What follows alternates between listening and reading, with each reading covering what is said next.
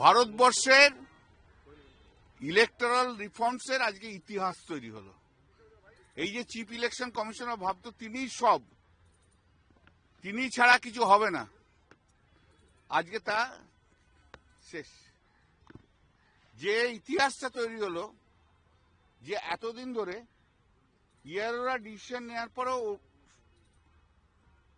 Role অবজারভাররা যেগুলো দিদি roll observer বা স্পেশাল অবজারভার তারা পার্ক করে রেখে দিয়েছিল এবং তারা সন্দেহ হেন তেন করে এই প্রায় 7.5 লক্ষ লোকের নাম বাদ দেওয়ার চেষ্টা করেছিল।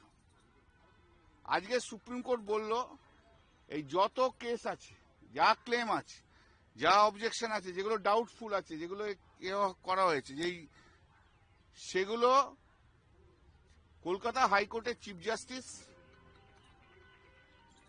অ্যাপয়েন্টমেন্ট করবে বিভিন্ন জুডিশিয়াল।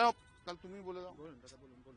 তাহলে আমি বলবো না, তুমি বলে দাও, আমাকে আর কিচ্ছু বলতে হবে না, তুমি বলে দাও। এসো তুমি বলে দাও ভাই, একটা করে কথা বলো না, চিন্তাটা ভাবনাটাকে নষ্ট করে দাও সব। 15 জন সাংবাদিক থেকে 15টা কথা। The chief justice of Calcutta high court তিনি জুডিশিয়াল অফিসার্স অ্যাপয়েন্ট করবেন ইন দি লেভেল অফ, মানে লেভেলটা হচ্ছে ডিস্ট্রিক্ট জাজ এবং অ্যাডিশনাল ডিস্ট্রিক্ট জাজের লেভেলে, এবং এক্স জুডিশিয়াল অফিসারদেরও অ্যাপয়েন্টমেন্ট করতে পারেন। তারা ডিসাইড করে নেবে যে এই ক্লেমগুলো কারেক্ট কি নট কারেক্ট। অতএব final decision will be taken by the judicial officers, যাদেরকে আজকে সুপ্রিম কোর্টের অর্ডারের মধ্যে দিয়ে দিল। সুপ্রিম কোর্ট কথাও বলেছে যে ভারতবর্ষের সংবিধানের মানুষের অধিকার হচ্ছে সবচেয়ে বড় অধিকার, এবং আমরা যদিও জানি কয়েকদিন জুডিশিয়াল প্রসিডিং হয়তো একটুখানি ইন্টারফারেন্স হবে, একটু প্রেজুডিস হবে, কিন্তু সেক্ষেত্রেও এটা করতে হবে, এবং সেই জন্য কোনো আর্জেন্ট ম্যাটার থাকলে বা যা থাকবে সেগুলো প্রিন্সিপাল ডিস্ট্রিক্ট জাজ আছে সে তাকে অন্য বেঞ্চে অ্যালোকেট করতে হবে। এই কয়েকদিন যে কাজ হবে, এবং যত ডকুমেন্ট আছে যেগুলো আপলোড দিয়েছে আপলোডও হয়নি, সেই ডকুমেন্টকেও এক্সামিন করতে হবে। আর ডিজিকে বলেছে যে ল অ্যান্ড অর্ডার যা আছে সেই ল অ্যান্ড অর্ডার যাতে মেনটেন হয়, সেই ল অ্যান্ড অর্ডার দেখতে। প্রতিটি এসপিকে বলেছে এই যে এক্সারসাইজটা যখন হবে তখন এসপি তার পুলিশ ফোর্স নিয়ে যা যা হেল্প করার করতে হবে।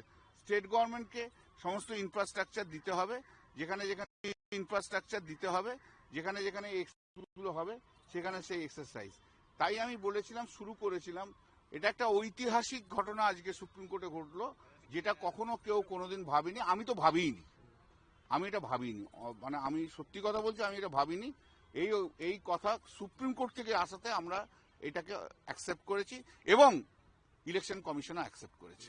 অতএব এই যে কেসগুলো ইয়ারোরা করেছে, যাতে ডাউট হয়েছে, যাতে ডাউট রেখেছে, স্পেশাল রোল অবজারভাররা রেখে দিয়েছে, সেই স্পেশাল রোল অবজারভারদের ডিসিশন ইজ নট নাথিং। তারা কোনো ডিসাইডই করতে পারবে না, কিচ্ছু করতে পারবে না।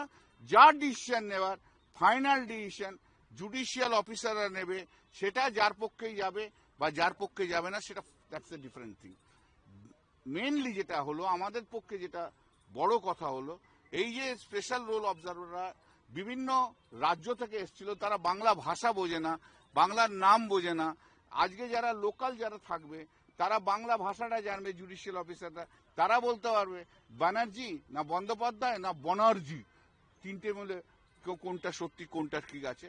অতএব যা পেয়েছি ভাবা যায় না, আমরা ভাবিনি কখনো দিন, আমি এটা ভাবতেই পারিনি আজ সকালবেলায় যে এরকম একটা অর্ডার পাবো।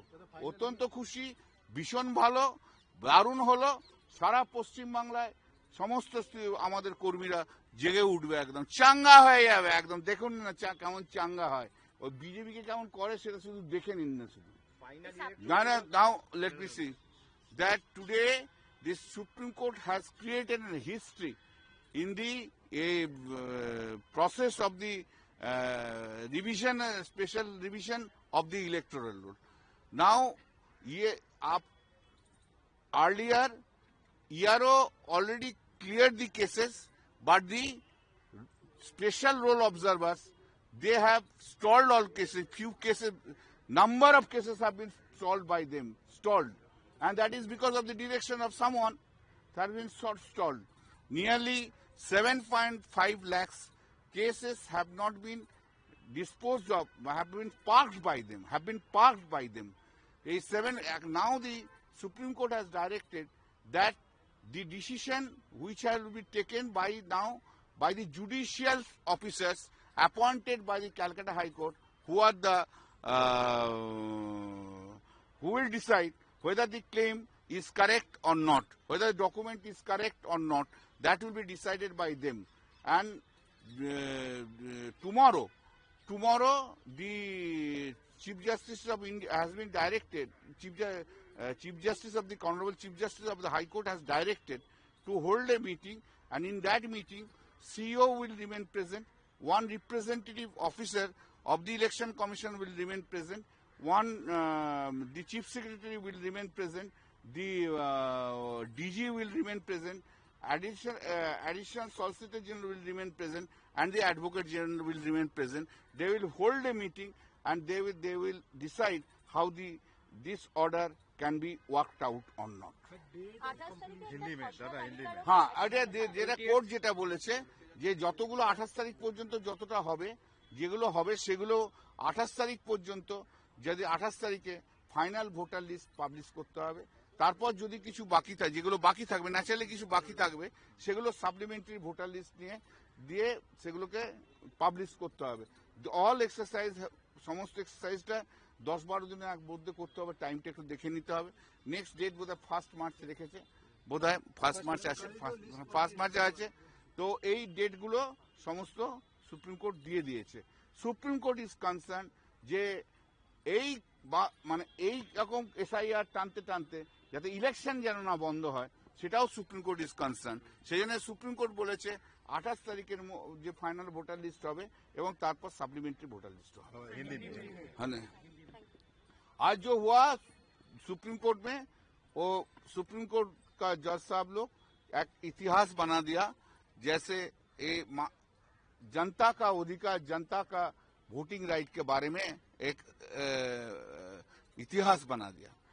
अब तक जो ERO जो डिसाइड करने के बाद उसको भेज देते थे इलेक्शन कमीशन में, रोल ऑब्जर्वर जो है अपॉइंटमेंट किया है, वो सब विथेल्ड करके रख देते थे, पार्क करते थे for the purpose of rejection करने के लिए।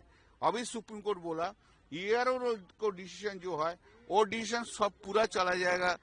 सब कोलकाता हाई कोर्ट का chief justice, judicial officers, district जज में, एडिशनल डिस्ट्रिक्ट जज का लेवल में उसको देखेंगे। वो लोग जो फाइनल डिसाइड करेगा वही फाइनल।